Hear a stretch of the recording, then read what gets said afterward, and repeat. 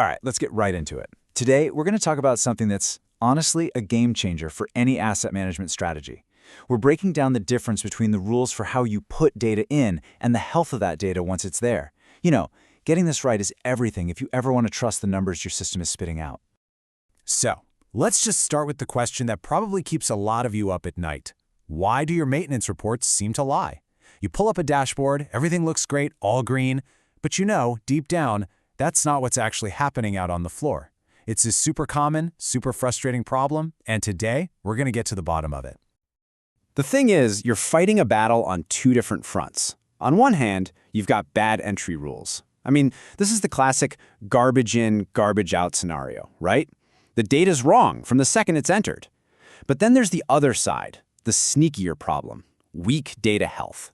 This is where the data looked fine when it went in, but over time it just decays, and it'll lie to you when you need it most. So here's how we're going to tackle this. We're going to introduce our two heroes in this story, data entry rules and data health criteria. We'll pit them against each other in a little showdown to see what makes them different. Then we'll talk about why you absolutely need both working together, and we'll wrap it all up with a practical playbook you can actually use. Okay, let's meet our first hero, data entry rules. I want you to think of these rules like the bouncer at a club, a really exclusive club for your data. Their whole job is to stand at the door and be your first line of defense, making sure only the good stuff gets in. So, what are we actually talking about here? Well, data entry rules are just the predefined standards for how you put information into your system. We're talking about the simple stuff, required fields, drop-down lists, making sure dates are in the right format. They're all about creating structure and accuracy from the very first moment. So, why even bother with this bouncer? Well, it's pretty simple, really. Their job is to stop that garbage data right at the door.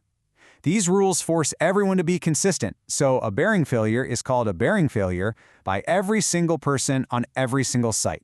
That alone will save you a world of pain and costly cleanup later on. And honestly, this is the perfect way to think about it. Data entry rules are literally preventative maintenance for your data. Just think about it. If you skip PMs on a critical pump, you're going to have cascading failures. It's the exact same thing here. If you skip these preventative controls, your data problems will multiply like crazy. Okay, so that's the bouncer at the door. But now we need to meet our second hero, data health criteria. If the rules are the bouncer, then data health is the health inspector, the doctor who's doing regular checkups inside the club to make sure everything is still okay. And this is the key difference, you guys. Data health isn't about how the data gets in. It's about checking on the data that's already there. These are the standards we use to ask, hey, is this information still complete? Is it still accurate? Is it still usable for the big decisions we need to make today? And this is why this stuff matters so much. You simply can't do good root cause analysis or trust your KPIs if your data's health is poor. These checks validate your reports. They help you spot when your teams start cutting corners, that behavior drift that happens over time. But most importantly, they give you the confidence to trust your data for the big money decisions. It's exactly like condition monitoring for a pump or a motor. You run vibration analysis to check on the machine's health. You run data health checks to monitor your data's health. In the end, it all boils down to answering one simple question. Can I actually trust this information? All right, so we've met our heroes. Now it's time for the main event, the showdown. Let's put them right next to each other and get crystal clear on their roles, because they are not the same thing. They have two totally different jobs. Seriously, if you walk away with just one thing from this, let it be this slide. Data entry rules are preventive. They stop problems before they even begin. Data health criteria, on the other hand, are diagnostic. They find problems after they've already happened. It's that simple. One prevents the sickness, the other diagnoses it after the fact. Let's just quickly walk through this table because it lays it all out perfectly. When do they act? Rules are at the moment of creation. Health is after the data exists. Their focus? Rules are about controlling the input. Health is about measuring the quality of the outcome. The owner is different too. The CMMS admin owns the rules, but it's the reliability team that lives and dies by the data's health. And this last one, this is the big one. Look at the risk. No rules, you get garbage. No health checks, you get false insights from data that looks totally fine. So you can probably see where this is going. This is not an either-or situation. You don't pick one hero over the other. The real magic, the real sustainable fix, happens when you get them working together. So what happens if you just have the bouncer, the strong entry rules, but no health checks? You get this thing called silent decay. The data goes in correctly, sure, but over months and years, things change. Gaps appear, and the quality just slowly, quietly erodes until you can't trust it anymore. And hey, the flip side is just as messy.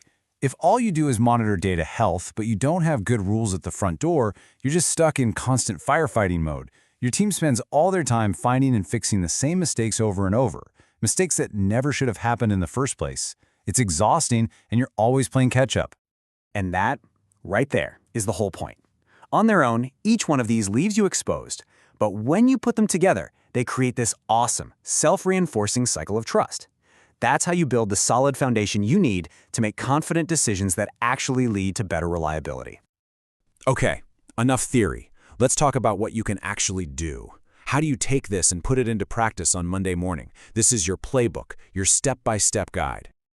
All right, here is some real-world, in-the-trenches advice. First off, please don't try to boil the ocean. Start small. Focus your governance efforts only on your most critical, your A-class assets. Second, lock down who can create new assets in the system right away to stop duplicates. Third, and this is crucial, make your failure data mandatory before you even dream of starting a big analytics project. Fourth, actually talk to your users. Review the rules with them every quarter. And this one's huge. Train the supervisors, not just the system admins. They're the ones enforcing this stuff on the floor. So what should you actually be tracking? Where do you even start? Here's a great little starter kit of data health KPIs. Start tracking the percentage of your work orders that have valid failure codes. Measure what percent of your assets actually have a criticality assigned. Keep a close eye on your duplicate asset rate. Here's a subtle one. Only calculate PM compliance on records that are actually complete and valid. And finally, track your downtime reason coverage. This is your first data health dashboard, right here. All right, let's wrap this up with one final and I think really important truth. You cannot manage your data by just running more reports. Just running more reports on bad data, that's not managing anything. Real, effective data management is built on three things: clear rules, clear ownership, and the discipline to actually see it through. So I'll leave you with this question to think about. In your organization right now, which of those three pillars needs the most work?